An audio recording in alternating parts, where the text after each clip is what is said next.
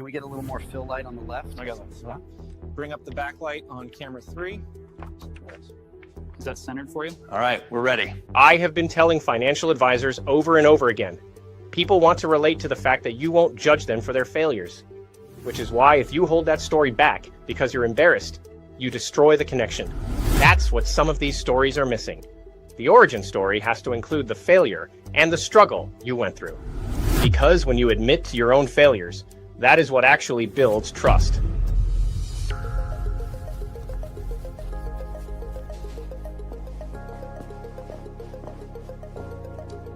For years, financial advisor marketing has taught professionals to project absolute perfection.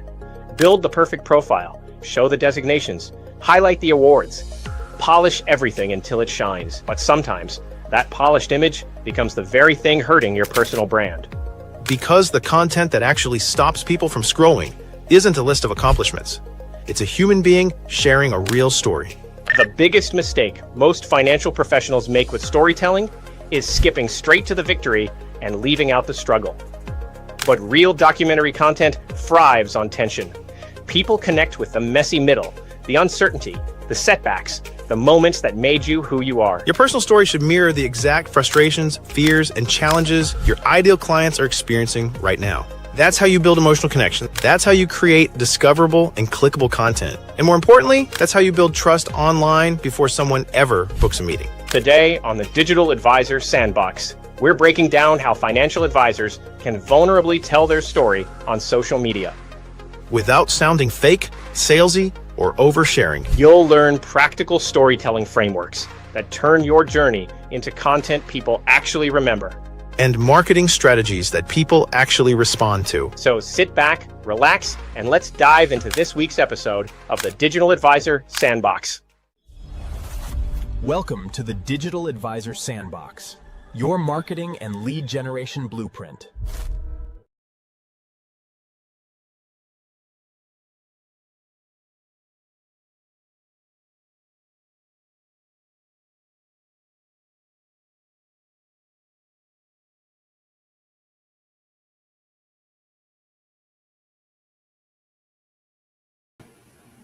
You're on mute, Ron. Okay, There we the go. choice of being live. Well, What? you missed his really cheesy joke. About all my awards. Your awards, yeah. All right, well, we won't go back to my cheesy joke, but I was listing all of my credentials and awards, and that's the point. That's the vulnerability of what most finance professionals do. Yeah. They just start out with the features and benefits. Authority. Here- Look, I drive a Mercedes and I have a Rolex watch, and look at all these awards on my wall. And I have a degree. Yeah.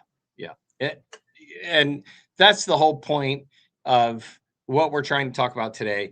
You can have a great hook, get people interested in your content, but if you don't have a relatable story, and a relatable story that we're talking about today is about being vulnerable and relatable, because if you're not vulnerable, you aren't relatable.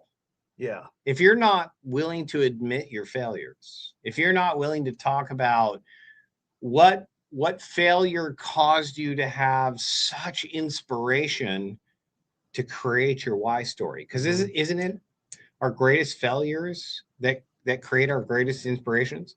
Well, that's what helps us connect with other people. And some people call it authenticity.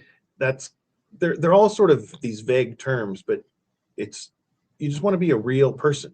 Yeah. And connect with the people that you're trying to communicate with. And you do that through, and some of the examples we'll see later are through storytelling. We talk about this a lot. What's the story that got you here? Where, not just the product, not just the features, not just my list of accomplishments and all these awards I have, and I have a degree from Harvard. It's because people don't care about that. No, what they care about is, what are you going to do for me? correct. But not just what are you going to do for me, but why are you doing it for me? Yeah. I think that's the deeper question for today. And how are you going to do it? Why are you the best person to do this for me? Because let's face it, in the financial professional industry, financial advisors, we're all trying to accomplish the same thing. But why should I choose you? And I think that most people want to work with someone who understands their challenges. Hey, I've been down this road and I figured out how to get past it. And I want to share with you my journey and how I got past it. It goes back to your audience is in the back of their mind. They're thinking, this guy is just like me. It's a connection. Perfectly said. It's a connection. And you're not going to get that connection unless you tell your stories, not just your accomplishments, but also, I would argue, some of your failures. No, because it makes you a real person. I think I would insist that it includes your failures. If you tried to go climb Mount Everest and you fly out there and you have to choose a Sherpa, are you going to choose the Sherpa that's never made it to the top? Yeah. Or are you going to choose the Sherpa that's made it to the top, even though they may have attempted it 6 times and failed, but then finally figured it out, and now they've done another 15 or 20 summits to the top? Yeah. Which one do you want? The one who's figured out what all goes wrong, or the one that has figured it out one single time, they got lucky and made it to the top? Yeah. It's a matter of, here's my situation. Here's where I'm struggling and I need help. I want to find somebody who understands what I'm going through, my frustration. They have empathy for my situation. They're not going to judge me. And I think when you start rattling off all your credentials and how great you are, and you need to have a minimum of this, and you have to be an accredited investor, it just takes the person who has plenty of money invested, but they feel like they've positioned it all wrong and they need help, but they don't want to. Human nature, we don't want to admit that we made a mistake. And so when somebody admits that, yeah, it's okay, well, I've made the mistake too. I'm thinking when, everyone comes out with a new shiny object and they say, this is the best thing that you need to put your money into, or this investment. And you list a bunch of reasons why. It's because it gives this rate of return and this and that. That's still not a compelling enough story. But if you connected that to, I tried this and that didn't work, and I tried this and that didn't work, but then I figured out if I combine this and I combine this, through all these failures and hardships, it took me, like when you tell the story about your workshops, it took me a year and $100,000 to figure it out, but then I finally nailed it, and now we're getting a 7-to-1 return. That's a story that is way better than if you just said, I'm an expert at workshops. Yeah. And I've done 50 workshops this week, and I've done this, I've done that. And it's like, great. That's, accomplishment. But then if I really want to trust you, I want to hear about all the times you didn't make it. The 12 workshops that didn't produce profit. What did you learn from 12 months of doing workshops? And it's just as important to tell your audience what didn't work than what does work. Yes. From personal experience, because I want to work with someone that's been down that road, the road that I'm planning on taking a journey on, and I want to know where all the potholes are. So before we move into segment 1, I think that is the premise of today. And that's the idea that America, we are so pre-programmed to the Hollywood script writing formula that has existed for like 50 plus years. It's existed for centuries. And the idea is that we love watching movies where we can see ourselves in the main character. We can see their journey of challenge. And if they can overcome it, if they can find somebody to help them overcome it, maybe I can find somebody to help me overcome it. And so maybe you're that person that can help me overcome it because you've been through it too, and you can guide me to the promised land or guide me to the solution or whatever it is. But if they understand that you've been through that journey and made it successfully, they want to join you. And I think there's too many imposters out there today, and people are naturally distrustful of those who brag that they have the solution without being vulnerable. Well, and the other thing too is when you get into the marketing side of it, is all those people, that's why everyone starts to sound the same. Yes. Because they're all copying what everyone else is saying. they're just listing features and benefits and a list of accomplishments, and they sound like everybody else. Yeah. But someone like the hybrid retirement method is a good example. It's that there's an interesting story behind how he developed that, because he liked going on trips with his family, and spending time with family was the most important thing. So I designed this financial system that allows me to work only 3 weeks or 3 days or 4 days a week. So we'll do a plug for Rob Liebhardt, hybrid retirement. You can search, you can Google it. We'll put it in the show notes. But it is a great story about. And that takes a little bit of vulnerability, being authentic, saying, hey, I prioritize my time with my family more than I prioritize my work. Yes. But I still need to get to retirement somehow. So I've developed this interesting system that allows me to do that. And the reason I developed that is because of all these other reasons. And then you're automatically talking to an audience that prioritizes spending time with their family. Yeah. And what we talked about in the After Dark, you're also repelling all the people that you don't want to work with. Correct. I mean, the reality is, if you got to define your market, and you have to speak to your market from personal, vulnerable experience. Stories. And you have to be willing to risk repelling. I'm just repeating what you said. Repelling all the people who don't identify with that journey. That's fine. That's exactly what you want. Yeah. If you're not repelling people, you're not attracting people. Right.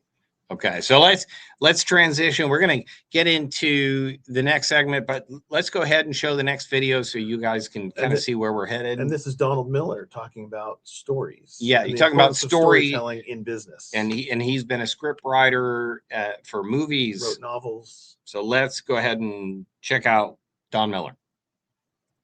Literally the only tool known to man that will get somebody to stop daydreaming for an hour, 2 hours, 3 hours, a whole weekend if you start a Netflix series or something like that, is storytelling. When the brain engages a story, it pays attention, it locks in, it's almost like it has no choice. So how do we use storytelling to grow our business? Well, here's why we use storytelling to grow our business. It's really difficult to get attention. It's very difficult to get people to pay attention to you and your business and what you're selling, all that kind of stuff. And so when you actually include storytelling in your arsenal, storytelling in your marketing and your messaging, you get the attention that you feel like you deserve, and it really, really works. I'm Donald Miller. I wrote a book called Building a Story Brand. It's sold over 1.4 million copies. You can grab it on Amazon. It's all about how to use story to grow your business.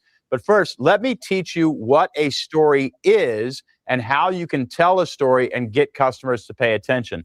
Now, here's the basics of every single story that you have ever seen on television, ever seen at the movies, ever read in a book. It's Harry Potter, it's Luke Skywalker, it's all that kind of stuff. It all starts with a hero who is at peace. You have a hero and their life is just fine. Everything is going great. That can only last for maybe 3 minutes in a movie. And then something has to happen to the hero. They fall into a hole, a metaphorical, proverbial hole. What do I mean by fall into a hole? I mean, the hero meets a girl at a coffee shop and immediately falls in love. And then they talk for a little bit and she's uncomfortable and leaves the coffee shop because she shouldn't be having this conversation.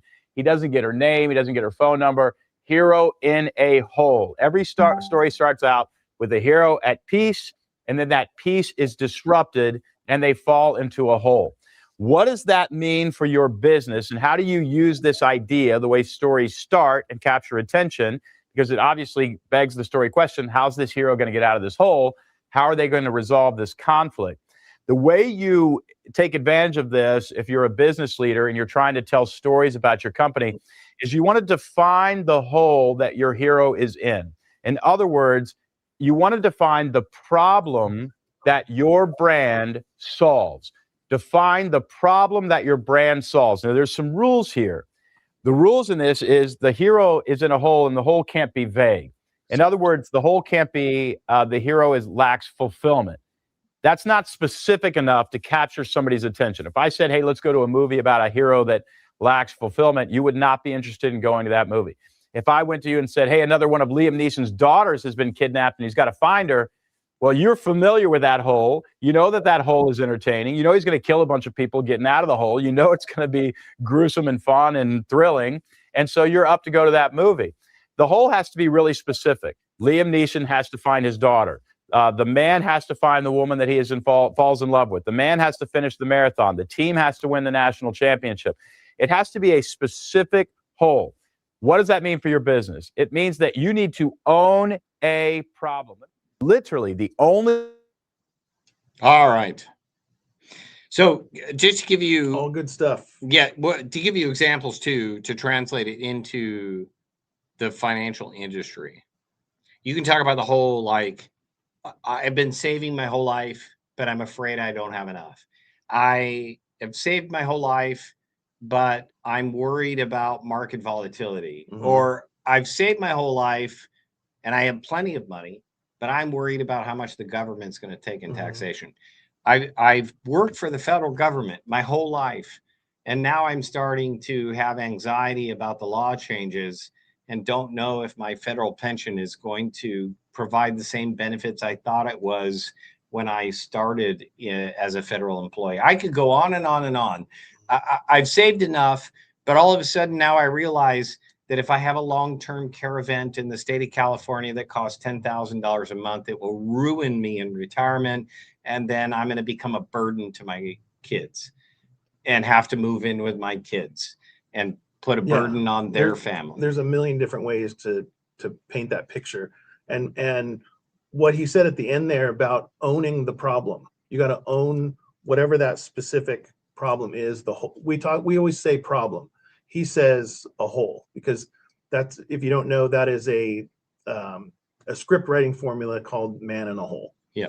And all movies that follow that formula is exactly what he says. You have the hero who's everything's fine, and then now they're in a hole, and the whole rest of the movie is them trying to climb out of the hole and all the adventures they go on. But if you don't own that one particular problem and identify with your customers who are the hero of the story, your clients are always the hero of the story, not you as the professional. You have to identify with them and you have to own that problem. So explain that. So that you can identify with them and relate to them. But explain that, like, how can you identify with them? What does the advisor need to do, the agent need to do in order to make sure that more importantly, the client can identify with them? Yeah, and well, that's what we were talking about in the beginning. It's the story of vulnerability, of authenticity, of saying, hey, I'm just like you. I was where you are. And this is, and these are all the pitfalls that you're going to hit along the way.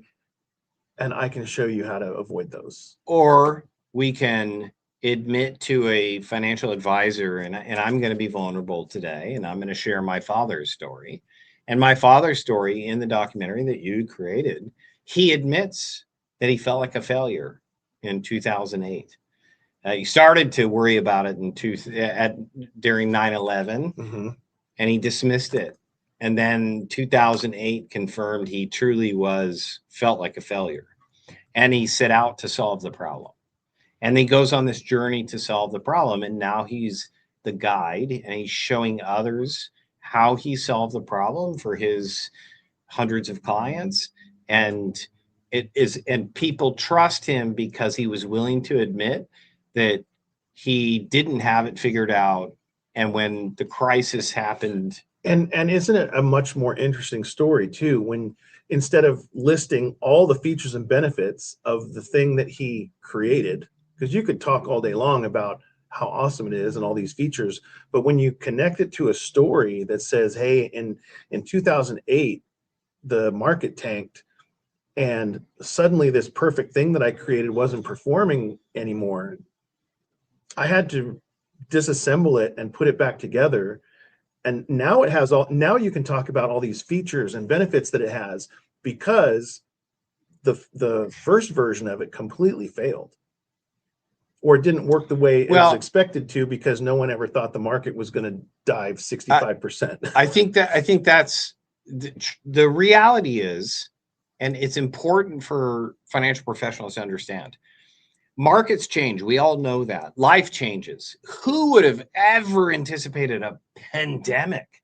Yeah. Like, honestly, if you're not willing to admit that what was working last decade doesn't necessarily mean it's going to work this decade, and you're not willing to learn from your failures. What's my favorite story about learning from failures?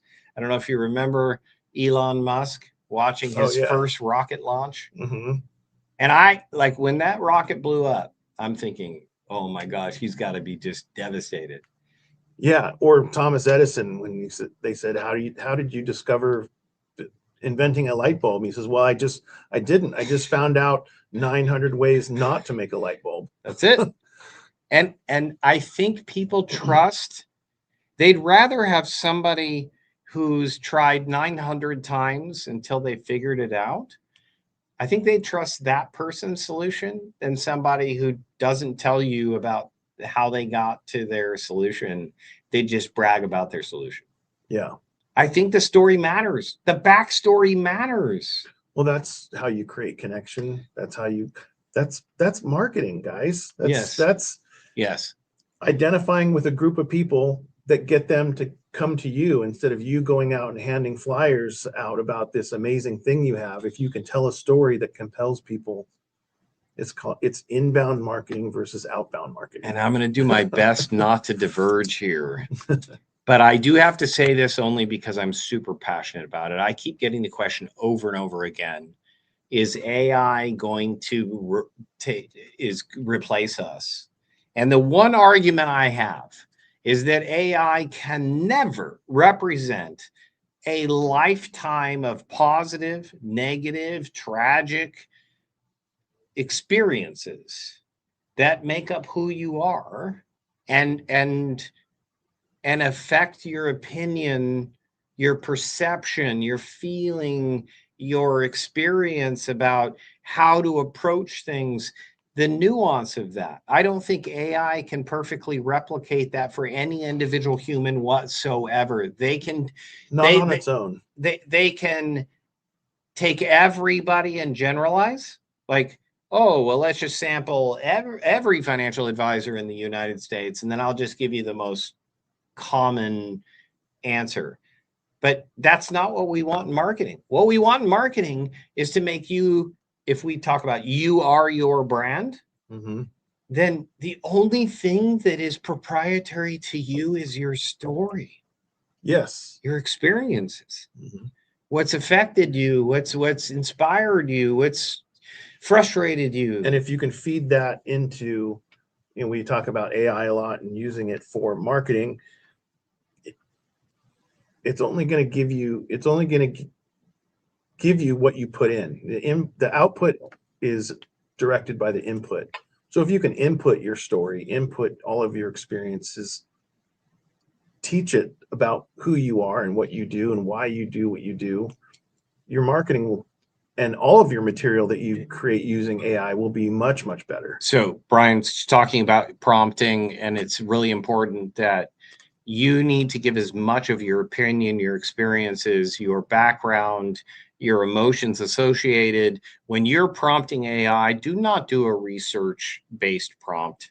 Please do a prompt that's telling AI what you want it, like if you want it to be a website developer, if you want it to be a script writer, a Hollywood script writer, and then you need to give it all of your experiences, feelings, emotions, challenges, and solutions. You have to prompt it with your own personal experience. Yes. And if it, don't worry about doing it in the first prompt. If it's not satisfactory, debate. It might take 20 or 30 minutes to go back and forth to get what you want out of it, because it'll keep asking you. And if you say, continue asking me questions so that you're clear on what it is that I want, the AI will keep asking you more and more clarifying questions, and you can give it the answers, and you have this back and forth debate over 15 or 20 minutes, and then you'll finally get, nothing's going to happen in a one shot. And I think the biggest, you'll finally get out what it is that you want. I couldn't agree more. I think the biggest failure that most of our clients make is they do one prompt and it's so impressive, they just accept it. Yeah. They don't They don't debate and share their it's just like, I got to move on to the next thing. It's good enough. But no, it's not good enough. This is a representation of you. This is your company, your brand. You have to invest into the time to share your story and debate back and forth till it's 100% accurate to the advisor, whoever the prompter is that's trying to market. Okay. Well, we're going to transition. So let's go ahead. We're going to show the next instructional video. Yeah, this is Brendan Kane talking about, well, I'll let him talk about what he's going to talk about. It's all about creating that compelling hook. But what separates a good hook from a bad one? Think of the hook as the gateway into your content.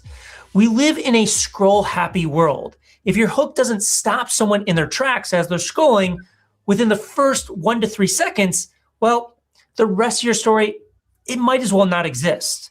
So how do you actually craft a magnetic hook? Well, we just talked about the power of curiosity, but that's only one half of a strong hook. Now, there are 2 core ways to pull someone into your content. Number 1 is curiosity. And then number 2 is the promise of value. So let's start with curiosity. This is all about creating what's called a curiosity gap, the space between what your audience knows and what they want to know. Now, great storytellers keep that gap open just long enough to keep people watching without frustrating them. Now, in practice, this means hinting at the payoff without giving it away too soon. So for example, you might say by the end of this video, you'll know that one framework that can help your content go viral. That line tells the viewer there's something valuable coming, just not yet. That uncertainty keeps them watching. Now, author Lee Child, best known for the Jack Reacher book series, uses this technique in every single novel that he writes. He poses a gripping question in the opening pages and withholds the answer until the very end. That underlying mystery drives the entire story forward. You also see the same technique in Stephen Bartlett's content. He may open with office versus remote, where do you stand? Or every successful person I know does this. Now, these hooks don't just state facts, they create questions in your mind. Another master of this is Jenny Hoyos. In one of her YouTube shorts, she opens with, McDonald's banned this item, so I made it at home. She follows that with a quick tease of the ending, raising the stakes even further. And that's all within just 5 seconds. Next, let's look at a second way to hook your viewer. The promise of value. At the beginning of any piece of content, you must set expectations for the payoff.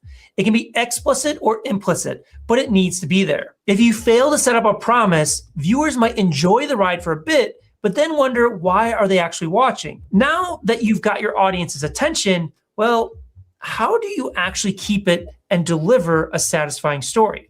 The answer to this lies in the structure. While we might not know it, us humans crave structure in stories. We've been consuming that for so long that our brains are literally wired to look for patterns and progressions. When a story flows logically from one beat to the next, it feels rewarding. When it's disjointed or aimless, we feel uneasy or bored. So what is the structure that works? Now, I want you to think about your favorite movie or novel. Almost all of them follow the same version of the 3-act structure. In Act 1, we establish the world, the characters, and inciting incident, which is the problem or the goal. Then in Act 2, we see rising action, conflicts, challenges, twists. The stakes get higher. This is the progress and the struggle. And then in Act 3, we get the climax and the resolution. The problem is resolved, and we get the answers to all of our questions. This structure has been around since as long as we can remember. That's because it resonates with the way that we as human beings process stories. The brain finds comfort in this progression: setup, struggle, resolution. It gives us a sense of rhythm and completion. All right. Fantastic. We've talked about that a lot before too, about the open loop. He calls it the mystery. Correct. But that's what keeps people watching. And if you don't open that loop and create that curiosity gap, people aren't going to watch your content. So open but loop. Eventually you have to get to the story too. And that's what keeps them watching. So open loop, curiosity gap. And that's what creates the story arc. He gave you 3 steps. Introduce the characters. Then step 2 is the problem, the conflict. Yeah, the Right. rising action And then step 3 is the resolution. climax. If and we resolution. make it as simple as possible, but Jen Ray has a good question. How long should storytelling videos usually be? My first comment is everything that you do in marketing should be storytelling. Mhm. So it depends on the format Yeah, and I would say as long as it needs to be to tell the story, to get the 3 elements in. because people will sit through a 2-hour movie if it's good enough, Right. if they're interested, if they care enough. So that's what we're talking about with, you know, the storytelling, being vulnerable, telling why you're doing what you do, talk about your failures, because that is compelling. That keeps people watching. So the answer to the question could be what keeps people watching? the story, The anticipation of yeah, resolution. the resolution. Yes. You want to close that gap. Yeah. So you could tell the same story in 5 minutes that you could in 30 minutes. And what I would suggest is create a 5-minute version and a 30-minute version. I agree. And say, if you want to learn more and go deeper, go to my YouTube channel and you can see the full 30-minute film or video that I put together. That's genius. And because now we're talking about organic marketing to like short form versus long form, Mhm. which is effective on different platforms differently, right? Mhm. So you can do short form as long as you have 3 elements. You can do it in short form. But then you can, if it's done well enough, it will so compel people to want to see the longer version that it will convert to them clicking over and watching the longer version. If they care enough about what it is that you're talking about, and if you've made that connection. And it's that's what we're talking about here today. It's like, you've got to create that connection, and it's a broad topic that we could talk about forever, but you have to be willing to tell your origin story, be vulnerable with authenticity that builds that trust. Why are you doing it? Who do you serve? How do you serve them? And craft that in. And that's what's great about AI too, is you can say, you could write your story out in just like a boring high school essay, feed it into AI and say, now you're a Hollywood script writer. I want a 3-act structure and rewrite this story for me. And that's all you would have to do. So I have a couple questions, but I want to answer Ellie King here. This honestly sounds more like a filmmaking psychology than marketing, but isn't filmmaking marketing? Marketing is psychology. And I mean, that's what I'm saying. And filmmaking is, they're all interconnected. How do you get somebody to watch a film? How do you create a trailer to get somebody interested in a film? Marketing. Yes. Well, in the context of what we're talking about today and what Brendan and Donald Miller were talking about is storytelling in business. And the world we're living in and the world we're going to continue moving forward in is all content related.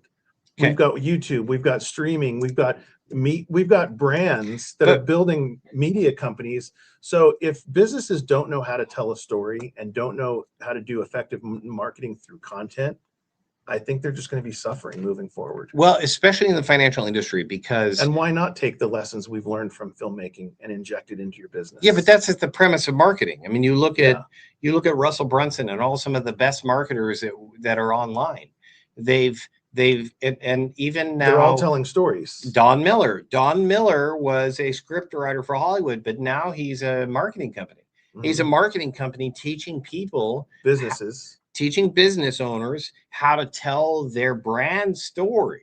Yes. And because the problem is we're in an industry and in a kind of an era where AI is taking over. And as AI makes people less relevant, how do you maintain your relevance? You make sure that the loudest voice in the room is your personal experience. Like if you're 55 years old and an engineer and the company's considering hiring a 25-year-old for 1/3 what they pay you, how do you keep your job? How do you maintain relevance? You clearly articulate, here is exactly why keeping me as an employee, Here's my story and all my failures. All This my 20-something-year-old has not experienced all these failures. I have, and I can anticipate them in a way that they can't. And let me tell you those stories so that you understand why. And when you articulate that, then it is marketing. You're marketing yourself, your job, your company, your product, your service. It doesn't matter. Correct. So it is important. Storytelling, I think, will become the most valuable skill in marketing and in business moving forward as AI continues to be prolific. You having the best answer with the best qualifications is going to become irrelevant. Yeah, and this sounds obvious to me because this is a theme that I've been seeing a lot lately online is storytelling. Every person that produces content or teaches content marketing, they're talking about storytelling because you have to tell that story to get people's attention because this is what people are consuming all day long, more and more and more. But why? And there's been a huge shift in the last 3 years. Even when you look at Gen Xers who are tired of being online, I mean, literally graduations, university graduations are booing their professors who are trying to talk about the opportunity and benefits of AI. Because I think what people are craving, the more AI and technology and screens and everything else, the more they're craving authenticity. Yes, I've seen that trend. And connection with real people and real stories and real circumstances. Yeah. So and the method that you choose to deliver that is kind of irrelevant. I forget who the influencer was who posted a video just last week who talked about more people watched during the pandemic, more Gen Xers watched the series Friends than when it was in its last season. It had more viewers a decade or however long, 2 decades later in the pandemic than it did in its actual final season. Why? Because they were shut in their homes, stuck on screens, and what were they craving? Connection. And Friends, the TV show, was about friends. Yes, it's about people hanging. That's what they were craving. Like, and all those characters were imperfect. Look at all the mistakes they made and multiple marriages and all this stuff on Friends. That's what they were craving, real life. Yeah.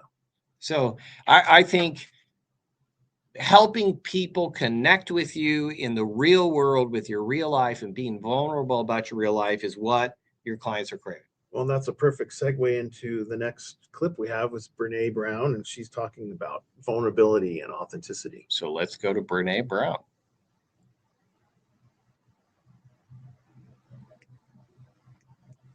Oops. Or not. In the meantime, there we go. Brene Brown. In the meantime, I'm just going to show you transformation to happen. In order for there to be success by any metric, money, stock price, market share, whatever your metric is, you can't get there without brave leaders and courageous cultures. You can teach courage. Oh, you can absolutely teach courage. 4 skill sets. Number 1 being vulnerability. I bet you that not too many years ago, if you had corporate leaders talking about their vulnerability and discussing shame in the office place, they'd have been laughed out of the office. Yeah, I mean, I think that's still the case in some places. It's just, if you're at the top of a Fortune 500 company and your success metric depends on creativity and innovation, and you've set up a culture where vulnerability is seen as weakness, don't expect great results. Don't expect the creativity. No, because I mean, innovation by definition is idea, iteration, failure, iteration, failure, iteration. Places where they're doing the most remarkable kind of high risk, high reward, innovating, huge tolerances for vulnerability. And so if you have leaders who are either preaching a gospel of vulnerability as weakness or modeling that, just don't expect great things. You have said that vulnerability without boundaries is not vulnerability. Mm-mm. What do you mean by that? I'm not sure I understand. When I go work with organizations, sometimes I'll hear someone say something like, how often should I cry in front of my team? And I'm like, oh my God, like that's not what I'm saying. Vulnerability is not about, self-disclosure. Like I know leaders who never cry, who are very vulnerable and transparent. And I know leaders who cry all the time, who are just BSers, and if there's, vulnerability is great. Faux vulnerability or like fake vulnerability, because vulnerability seems to be a thing right now. Mm-hmm. That pisses people off. So you're not advocating for people to just put it all out No, there. all I'm saying about vulnerability is that when you are in uncertainty, when you feel at risk, when you feel exposed, don't tap out. Stay brave, stay uncomfortable, stay in the cringy moment, lean into the hard conversation, and keep leading. Stay brave. That's all I'm saying. I'm not saying you need to overshare. I'm not saying you need to disclose. I'm not saying you need to weep uncontrollably to show how human you are. I'm saying try to be aware of your armor. And when you feel vulnerable, try not to transform up. Try to stay human, keep leaning. Very different things. Perfect. Okay. So Brene Brown's like one of I've read every single book, watched every TED Talk she's ever done. And because she embraces the idea of learning to be okay, not only be okay with your failures, but your failures are essential for your success. So don't shy away. You need to lean in. One of the mantras of our company is fail forward faster. Yeah. But there's nothing worse than somebody trying to fake it. And who are the people who are constantly trying to fake it? That's cringe. Fake authenticity doesn't work. And we've seen multiple political campaigns that have tried to do that, and it just always backfires. So I think what she's saying is just stay authentic for what you would really do, and because a lot of times we want to hold back what we would really do or say or think, and our intuition is to go left when the right answer might be going right, and you need to go with your intuition and say, hey, what we've been doing isn't working anymore. And your dad has a great story about that. Yeah, we're gonna. But innovation. I like what she said. Innovation kind of requires failure. It's okay to talk about your failures. You can't innovate without failure. You like to talk about the Elon Musk story about all the rockets he blew up. You just found out a bunch of ways not to make a rocket. Yeah. That's all the ways not to do it, right? Because every failure takes you to the next level of innovation. Now, just a sideline comment here, because for those financial advisors who are getting stuck in their head right now, like, I don't want to fail forward faster on my clients' portfolios. So just a caveat, of course, just a caveat to that. Have mentors in place, surround yourself with people who know all the things that you don't know, so that when you do come to a challenge, you get a quick solution and you can solve that problem. And then you learn, you iterate. Well, and having mentors kind of requires vulnerability too, doesn't it? Because you have to go to a mentor and say, I don't know what I'm doing. There you go. Well said. Very, very well said. And I would say that that's very true about a lot of these newer politicians that are not establishment. Right, left doesn't matter. When they surround themselves, when they admit they don't have the experience, and they have to go surround themselves with a bunch of people who do, they can make up the difference and sometimes be more effective. Yeah. And then that becomes part of your story too. Yeah. Is because if you using that mentor analogy, then that becomes part of your story. And you could say, hey, I had this situation and this thing wasn't performing the way that I wanted it to. And I went to my mentor because it wasn't working and I had to be vulnerable and admit some failures. And then I got course corrected, and now we're on a new path. Yeah. Now you've got a great story to tell. Absolutely. So, Aria Winters, how detailed should the struggle part be?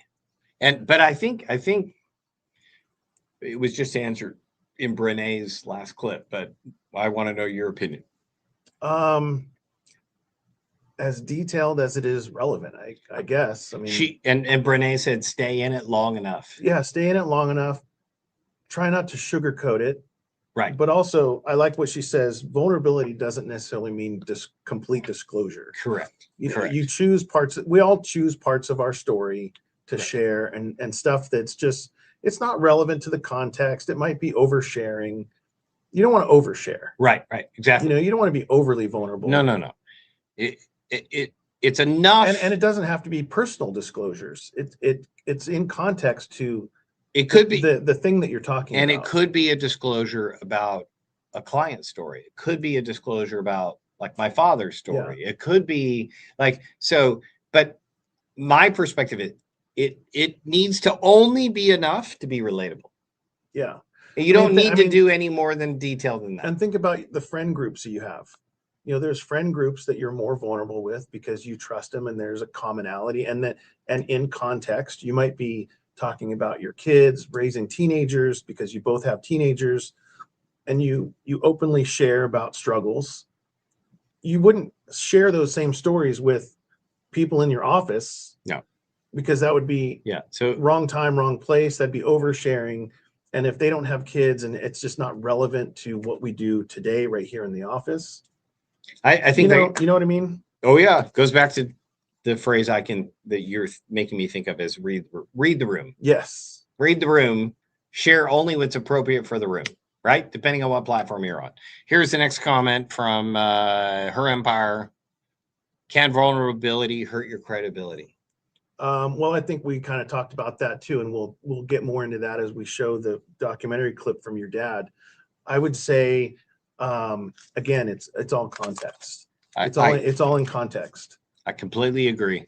So if you're trying to, I don't know, put it in a financial term, if you're trying to sell a policy that, where might that help or hurt your credibility if you're talking to a client? Right.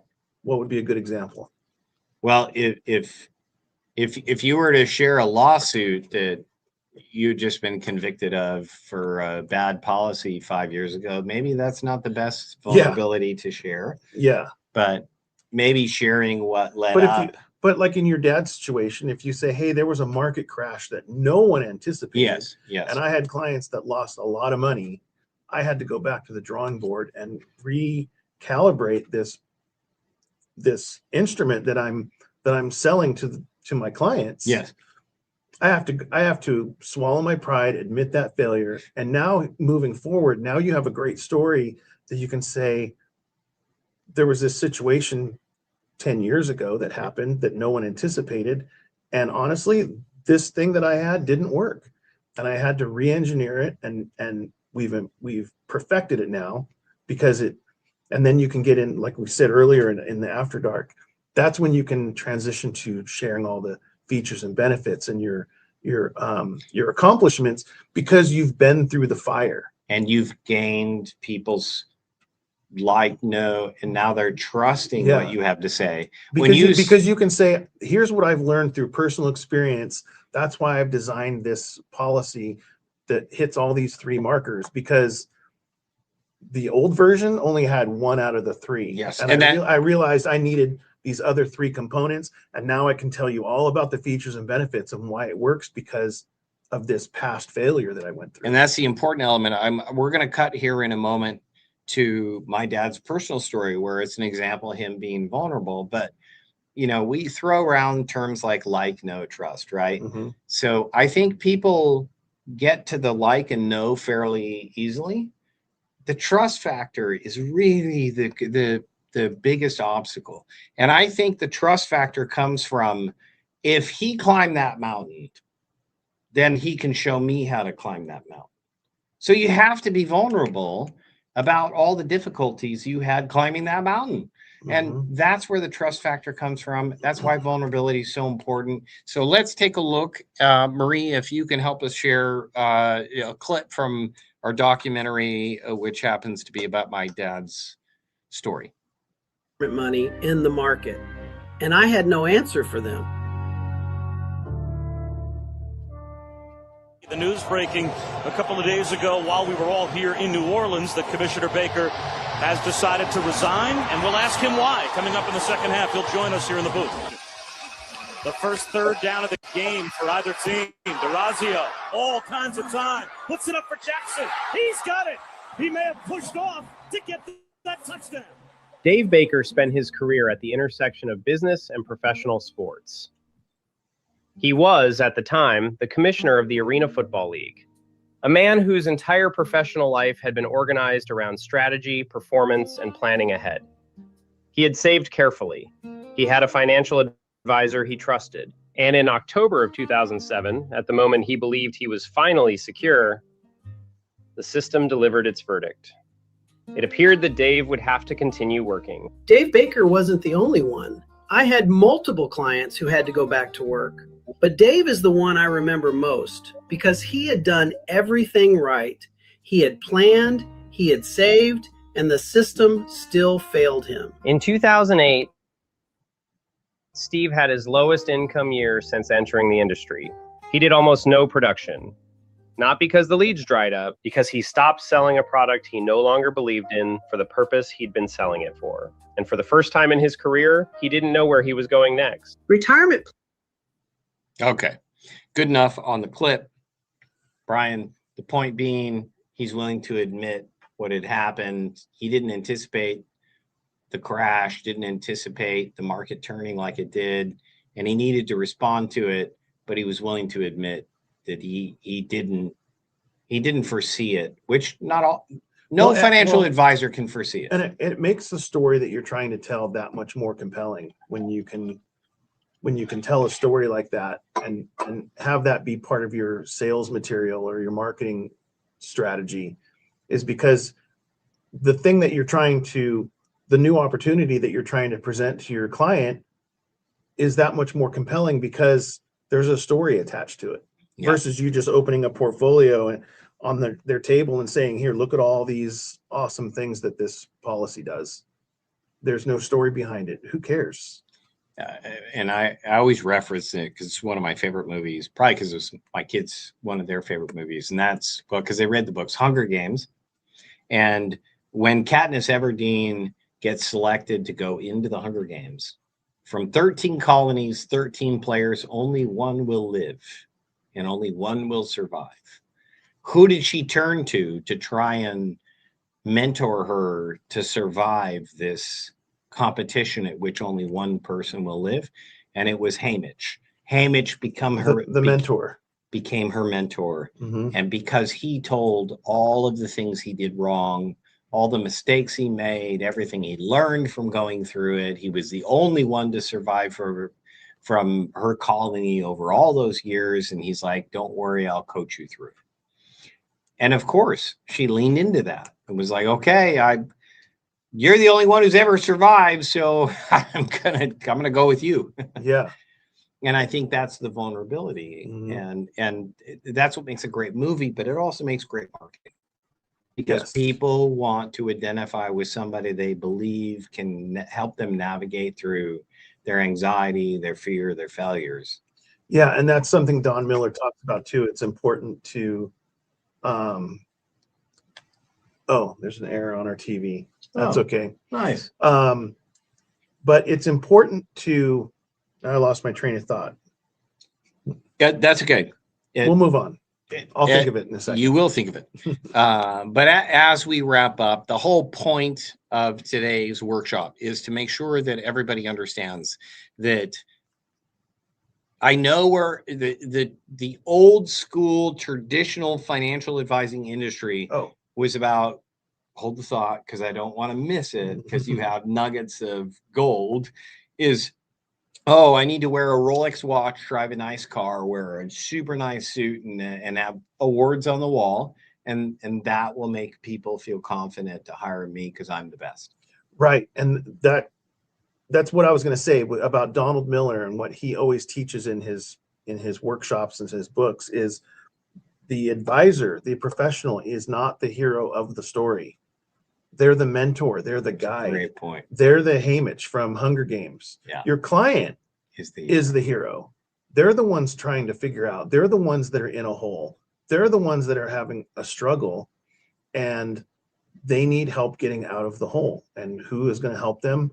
The mentor. And the mentor can only help them if he shares his story about the struggles that he had getting to their success. Yeah, we have, and oftentimes as business owners, we just like to start with our success. I know. Look at all the awesome things that I've done, all these accomplishments. Of course you should hire me. You'd be a fool not to. Yeah. But if you can say, this is what made me successful. It's this string of failures that got me here. It's the Elon Musk blowing up rockets. And whether you like it or not, that's what got Donald Trump elected, not because you agree with his policies or you agree with his views. It's just that he was a reality star that people related He to. tapped into stories that were going on in people's living rooms all across the country, right, and people related that no one was talking about. And he was vulnerable. He told stories. Love him or hate him, he's a genius at marketing. Yeah, and you can go back to even people on the other side, JFK and some of the other great Democrat leaders, is they made themselves very relatable by telling vulnerable stories. Yeah, and so I think it doesn't matter what side of politics you are, if you want to be successful in anything you do, getting a job, growing a business, being a politician, you have to be relatable to the average American. Yep. And so, anyway, we have to wrap up because we're hitting the top of the hour. But most importantly, I'm looking at, all of the, and I apologize that we didn't get to all of the questions in the chat, but the point is, how vulnerable, how detailed should I be? That theme seems to exist through all the comments. The reality is, just stay in your vulnerability and be honest and authentic, and only share enough, just enough to be relatable, but not overshare with unnecessary details. And it's connected to your why. Correct. We talk a lot about this. It's why are you serving the people that you're serving? And when we talk about vulnerability, it's the vulnerable stories around why you chose to serve those people. Right, which goes back to like the old school, like mission statement that companies it's put up on the wall. Yeah. Mission statements come from personal motivations. It was like let's take Zappos. Zappos? No, sorry. Tom's. Is it the shoe? Mm-hmm. There's socks. Every Bombas. Every sock you buy, we're going to put socks on a homeless person or somebody around the world who doesn't have a pair of socks. Right. Why? Because that owner had traveled around the world and seen how many people could not afford, whether it's Tom's a pair of shoes or Bombas a pair of socks. That was their why. That was their motivation. It wasn't even about shoes or socks. They wanted to solve a problem that they experienced, struggle with, were frustrated with, and they wanted to come out. They built a business to solve a solution that was a byproduct of their motivation, their why story. And those are the best types of stories. Yes, I agree. Well, thank you guys for joining us.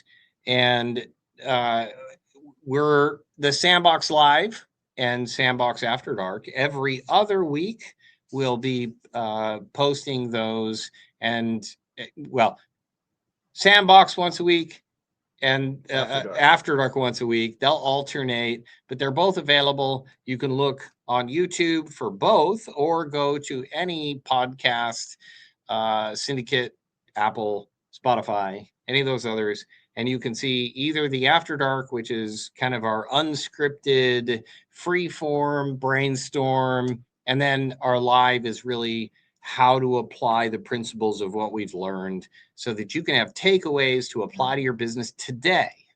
and make sure that you're enhancing every possible element of your business marketing that you can to maximize results and convert views into appointments. Because if they trust you, like, know, trust, if you can get past the trust portion by being vulnerable, telling a story, by telling your story in an authentic way, then you're going to convert more of your views into actual appointments and clients and referrals. Yes.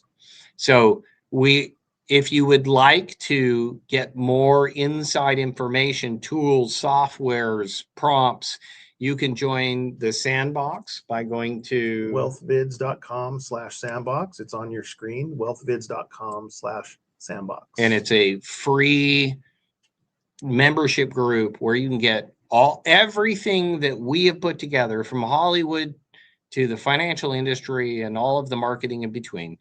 It's all available for free inside the Sandbox.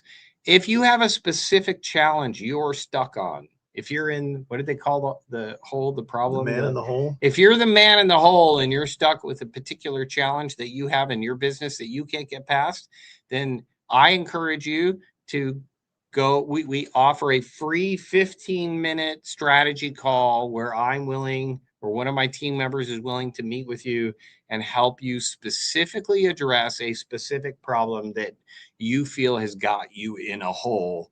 So schedule15minutes.com. We'd be happy to give you the resources you need to work your way out of that hole. Awesome. We thank you guys for joining us today. Thank you for the extra minute as we went over, but thank you for joining us this week. Join us next week, Thursday. Well, for next week's podcast. So join us next week for the After Dark podcast, and we'll see you in the digital world.